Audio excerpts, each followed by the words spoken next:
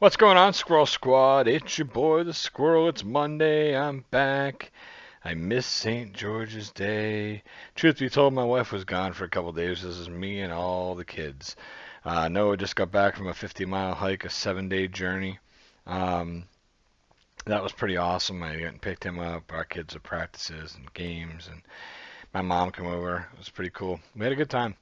And my wife had a great time. Her friend took her away for the weekend. Her birthday's coming up in a couple weeks, and she wanted to take her away for a night and just kind of have a girls' night, which worked out good for them. So it was good. But I didn't get to put out anything for St. George, so I got this sent over to me, and I was like, oh, here we go. I'll get some St. George. Ezra sent this over to me, and I figured, hey, I'm still going to react to it, even though St. George's Day is now passed. But let's see why St. George is the best patron saint. First time here, I do all kinds of comedy reactions, do other stuff too, but as long as it's related to the UK, I'll give it a whirl. Here we go. We've got to get to the heart of why the British are like they are, why we're the most sensible people in the world. And I think the best way of investigating that is to look at the patron saints of Great Britain. Now, does America have a patron saint, Neil? No. You couldn't get anyone, could you?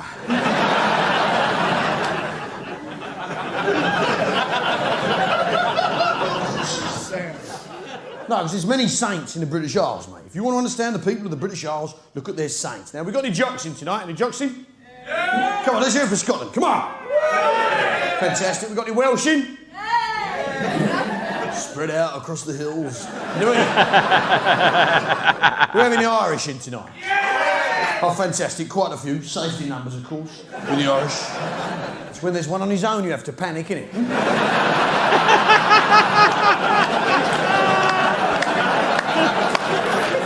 With luggage, looking at his watch. Now that's all in the past now, isn't it? Yeah? Not very long ago, obviously. See, on the subject, there's one thing I don't understand. That's them Yanks who pretend to be Irish. What's that all about, eh? As if being American ain't bad enough. Now,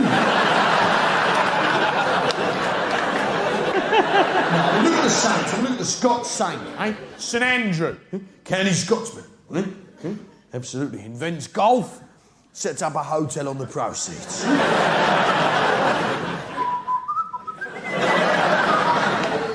And of course, there's St David, the Welsh saint. Now, no one knows what St David did. Nobody has the faintest idea. It's the God's honest truth. Nobody fucking knows, do they, love? No one knows. No. Nobody knows. We had a vicar in here. We had a vicar in here 2 weeks ago, and he didn't know either. He didn't know. Mind you, he also told us that God didn't exist.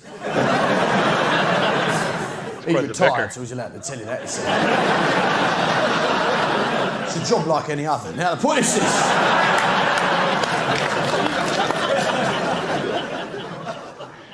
Oh, Al. No one knows what St David did. Nobody. Yeah, but the important thing to remember about St David, ladies and gentlemen, is that he took the Welsh gig, didn't he? God bless him. The Welsh gig. Must have had nothing else on, obviously. Saint without portfolio, something like that. And then, of course, there's St Patrick, the Irish saint, who got rid of some snakes. Now, that's pest control at best, isn't it? It's an OBE at a push. The silver-tongued Irish talked him up. For me, the ultimate down-to-earth saint, British saint, is, of course, St George. Yeah, thank you. Now, St George is your ultimate down-to-earth British fucking bloke, isn't he? Yeah, because he did what any of us would do, didn't he? What any of us here would do. St George did what any of us here would do. He killed a dragon! That's right. Britain's first notch on endangered species belt. He got in there. Kill the dragon! Kill the dragon. Lights out for the big lizard. Now, that for me makes St George the ultimate down-to-earth British bloke. He didn't lay down his life for Jesus or any of that bullshit. No. Now, that's the sort of thing Italian saints do, innit? Lay down their life for Jesus. And fair enough, any Italian who wants to do that, I've no problem with that.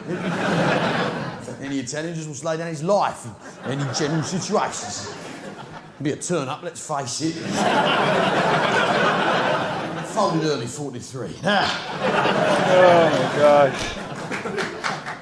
St George is the ultimate down-to-earth British bloke. He did what any of us here would do. He did his fucking bit. Yeah, from the mouth of the monster, he rescued the lady fair. He did his fucking bit. You can't argue with that. Now let's just forget for one moment that St George was actually from Malta. Right? That is irrelevant. Right? It's him with the ultimate British bloke. Let's also forget there's no such thing as dragons. They're mythical creatures that never existed. True. That is irrelevant to the story of St George and the dragon. Nothing to do with it. Let's also forget it's an allegorical tale that tells the triumph of Christian values over pagan values. Yeah? Let the intellectuals worry about that sort of bullshit. No, the thing you have to remember about St George is this, ladies and gentlemen, is he's the ultimate down-to-earth British bloke. Because he did what any of us here would do. He kicked the shit out of someone to impress a bird. That's right.